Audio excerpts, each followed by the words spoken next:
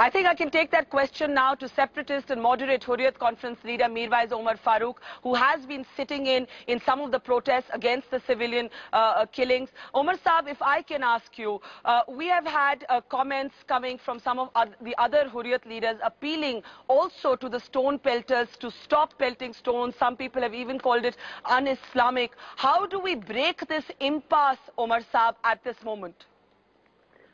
First of all, Barkha, let me say that it's rather unfortunate that, if I am a part of the panel, you should give me ample time to clarify what our position is. And I think it's really, really sad that we have been watching the media channels over the past 1 week and the so-called Kashmir experts sitting in air-conditioned rooms and passing judgments on Kashmir. And it's really painful, it's extremely painful and humiliating that after killing innocent students, your channels are calling them as agitational anarchists, mobsters, gangsters.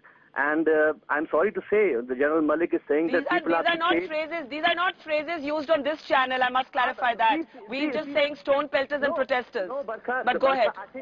I think it's high time. And please give me some time to explain my position, explain the position of the Hurriyat. See, it is high time. It's high time that the people of India should be shown the real picture. This problem is not of Umar Abdullah. This problem is not of PPP, National Congress, even not of Hurriyat, even not of the Mirwais. This problem is about the people of Kashmir. It is the youth of Kashmir who are agitating on the streets. Why are they agitating? Why are the people throwing stones? Why are the people risking their lives and agitating on the streets? Does anybody want to hear the real story? I mean, the Indian government, the Indian media is trying to address Kashmir or present Kashmir. It is all sponsored. You are trying to project Kashmir always from a Pakistan prism, always from terrorism and extremism. This is not terrorism. I mean, we are back at 1990. In 1990, the Indian army was on the streets fighting. At that time, the militants. Now you have common people on the streets.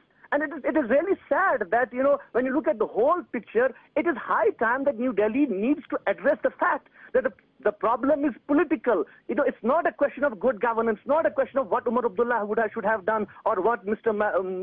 Mufti would have done. It's a question of simple question is that the issue, the Indian government is trying to procrastinate the issue of Kashmir. There is no political will in Delhi to resolve the issue. We risked our lives. We started the peace process. We went to Delhi. We went to Pakistan. We gave suggestions, but not a single suggestion is being heard by New Delhi.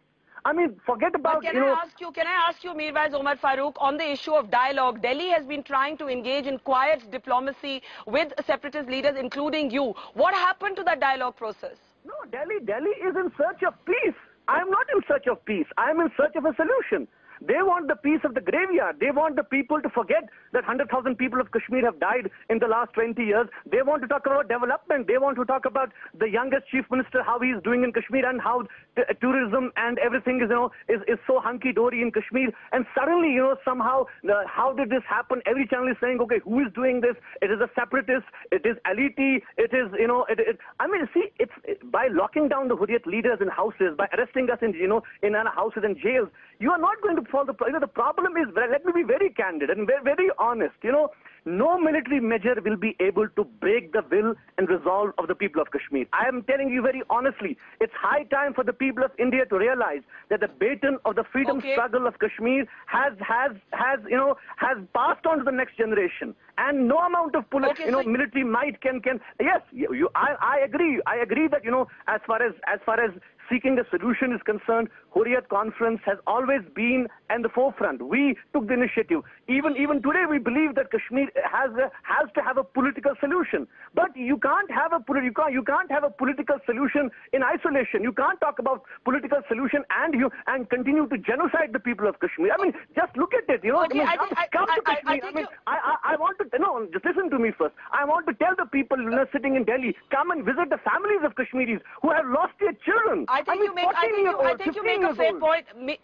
Mirwais Omar Farooq, you make the larger and important point about reviving politics. Thank you so much for joining us. A quick last word from Amitabh Mattu now to wrap this debate up for us. Amitabh Mattu, this is a moderate Hurriyat leader who has spoken out in favor of dialogue, but perhaps taking a more extreme position than he usually does today. Do you think the present unrest, in a sense, has emboldened the separatists, and what should the government, both the state and the centre, do next? Amitabh Mattu, last word to you.